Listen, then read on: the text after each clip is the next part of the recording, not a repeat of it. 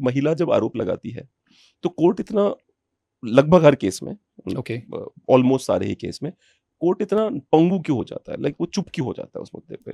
जैसे कि महिला ने आरोप लगा दिया किसी भी तरह का है, जो 498 हो, कितना दुरुपयोग 98 हो, कितना दुरुपयोग हुआ है, मतलब इतना मिसयूज हुआ है उसे कहा नहीं जा सकता। इतना मिसयूज हुआ है कि सुप्रीम कोर्ट तक को टिप्पणी बिल्कुल। करनी पड़ी, यार क्या चल रहा है ये। तो महिला जब आरोप लगाती है तो टिप्पणी तो बहुत सुनने को मिलती है, डायलॉग बाजी बहुत है, पर कोई कानून नहीं आता कि इनको पनिश किया जाए। ऐसा क्यों है? कानून है, अगर आप झूठ बोलते हो फिर आप किसी के खिलाफ केस करते हो, बट द थिंग इज आप खुद अपनी लड़ाई के केस में अपने आप को सही साबित करने के लिए 6 से 7 साल दे देते हो।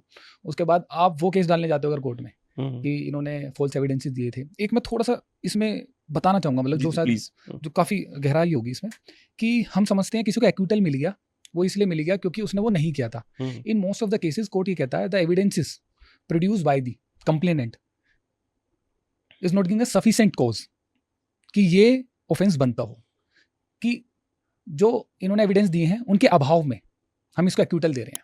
एक एक्यूटल ये होता है, एक एक्यूटल ये होता है कि हमने जो भी एविडेंसेस देखे इस बेस पे पता लगता है कि एविडेंसेस फेक थे, इसलिए हम एक्यूटल दे रहे हैं। तो जहां हमें ये पता लगता है कि जो हमें एविडेंसेस दिए गए हैं वो फेक है या फोर्स्ड है, म्यूटिलेटेड है, ऐसे उसमें आप आगे प्रोसीड कर सकते हो। अदरवाइज जहाँ जहाँ पर एविडेंसेस ही कम पड़ गए हों प्रूव करने के लिए, because there is a chain of evidences you have to give in a particular case. आप ये नहीं छोटा सा एविडेंस दे दो, एविडेंस आपने कैसे कलेक्ट किया है दैट्स ऑल्सो इंपॉर्टेंट। जी अगर हो सकता है कि आपने एविडेंस कलेक्शन में ही गलतियां कर दी हैं तो वो एक्विटल हो जाएगा। उसके अलावा जो विटनेसेस हैं वो कौन से विटनेसेस हैं, कोई इन्फ्लुएंस तो नहीं कर रहा, कोई नॉन विटनेस तो नहीं है, तो सभी को कोर्ट सभी को देखता है, उसके बाद एक डिसीजन जाता है।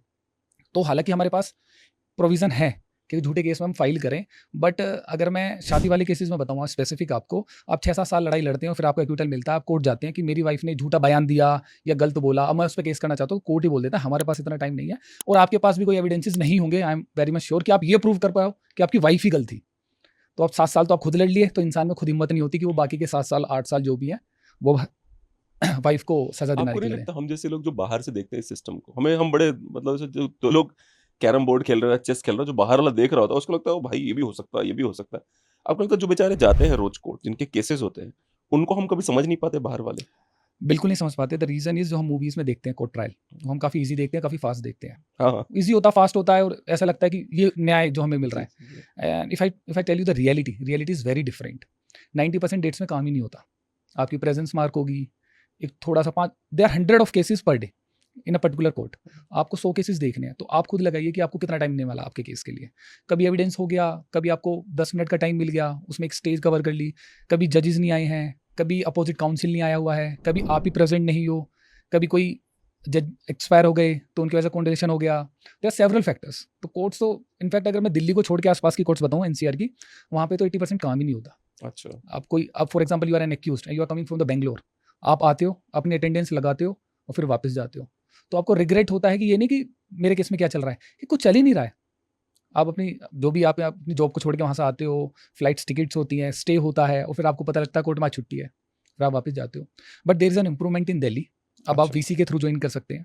हम्म, आप कोर्ट्स की प्रोसीडिंग को, ज़रूरी नहीं आपकी physical presence is must in every at every stage. जब when it is compulsory court बता देगा आपको आना है physically, otherwise you can give your presence through VC. That's a very good step I would say after covid, जो दिल्ली में हुआ है और बाकी सिटीज़ में भी, बाकी डिस्ट्रिक्ट्स में भी इम्प्लीमेंट होना चाहिए। अब बताओ कि रेप के केसेस पे चलते हैं, जो इसका मुख्य मुद्दा है हमारे आज के डिस्कशन का।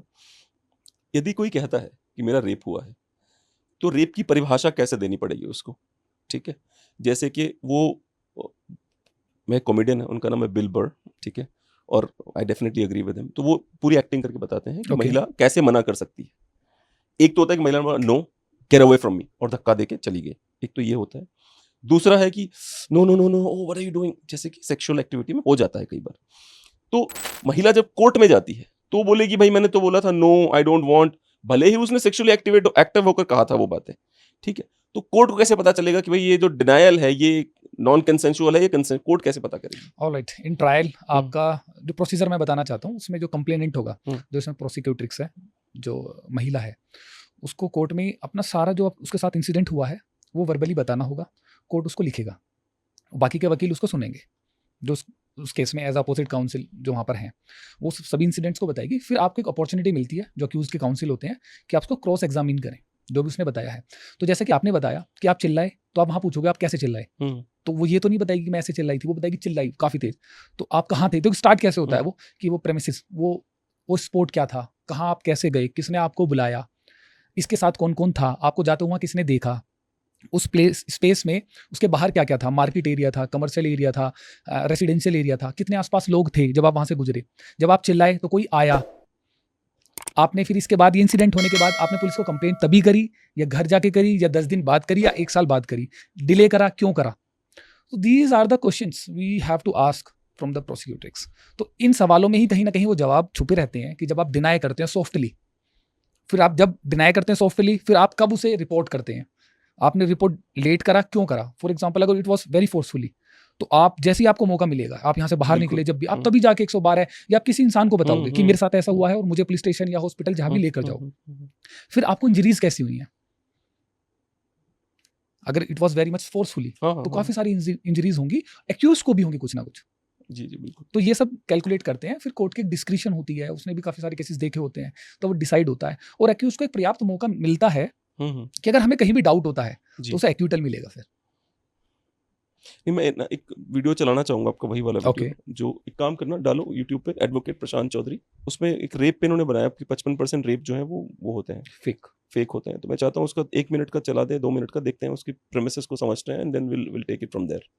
कैसे एक फेक रेप केस की वजह से ये जेल गए, इस वीडियो के माध्यम से मैं यंगस्टर को ये बताना चाहता हूं, a sex with a consent can also be a rape. इसके लिए हमें कंसेंट की डेफिनेशन समझनी होगी, जो सेक्शन 90 ऑफ आईपीसी में बताया गया है।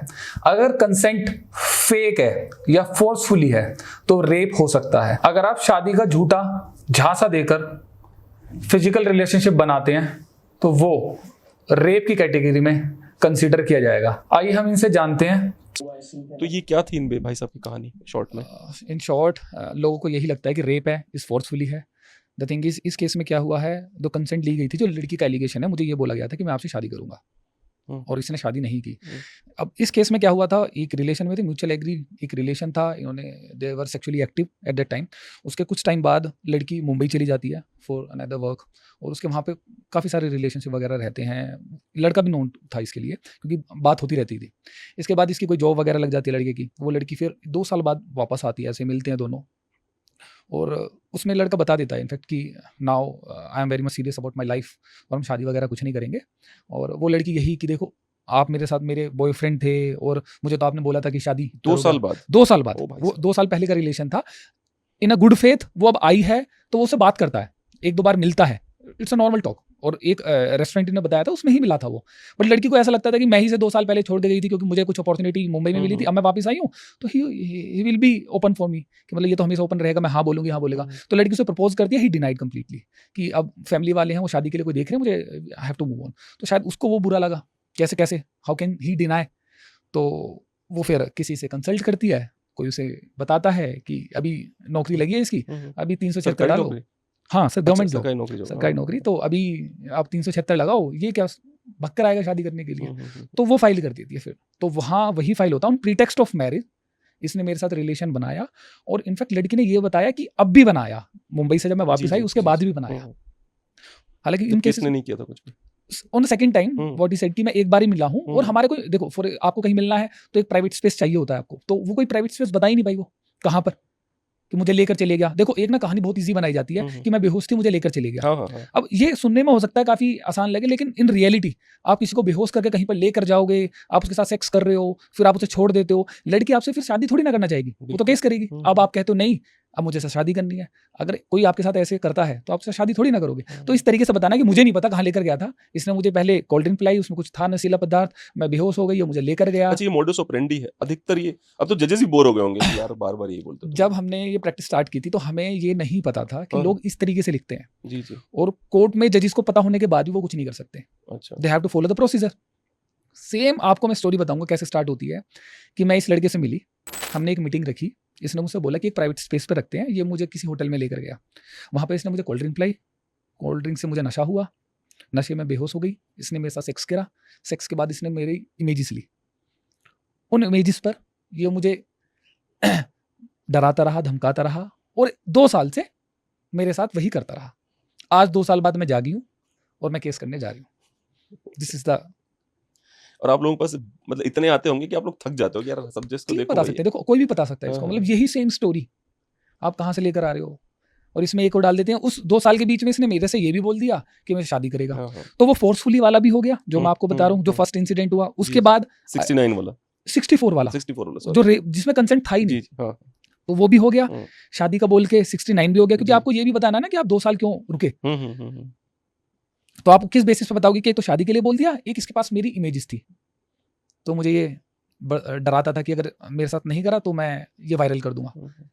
तो पूरे एक पैकेज बना के, ये एक स्टोरी होती है। तो ये इस पैकेज में आप लोग भी तो बहुत साथ देते हैं उनका, वकील काफी भी कम। तो काफी कम एडवोकेट्स इसमें साथ देते हैं। अच्छा ये आपकी खुद की इमेज हैम्पर करती है। मैं ऐसा बताना चाहता हूँ कि जैसे for example as a counsel मैं किसी को ये स्टोरी देता हूँ, देखो ये आम इंसान नहीं सोच पाता, दिस इज द रियलिटी। आम इंसान नहीं सोच पाएगा कि कौन कौन से मुझे ये इंसिडेंट्स बताने हैं जो एक स्पेसिफिक पूरा प्रॉपर रेप बन पाए, कि वो कहीं से ना बच पाए। 64, 69 IT एक्ट किसी में ना बच पाए। तो हमें पता होता है, जब आप कोर्ट में जाते हो पता लगता है काउंसिल ने लिखा है, अपोजिट काउंसिल ने, तो एक आपकी एक पर्सनल इमेज हैम्पर होती है। तो इससे काफी कम एडवोकेट है जो इस प्रैक्टिस को करते हैं। तो 55 से 60% जो आपने नंबर जी। दिया वो कहाँ से आया नंबर, वो अगर वकील भी हेल्प नहीं कर रहे हैं तो? नहीं करते हैं, अच्छा मैं कुछ है, देखो सोसाइटी में हर तरह का इंसान मिलता है, वो अगर 5% है, वो कितना इम्पैक्ट कर रहे हैं सोसाइटी को, तो दिस द रियलिटी। तो ये होता है।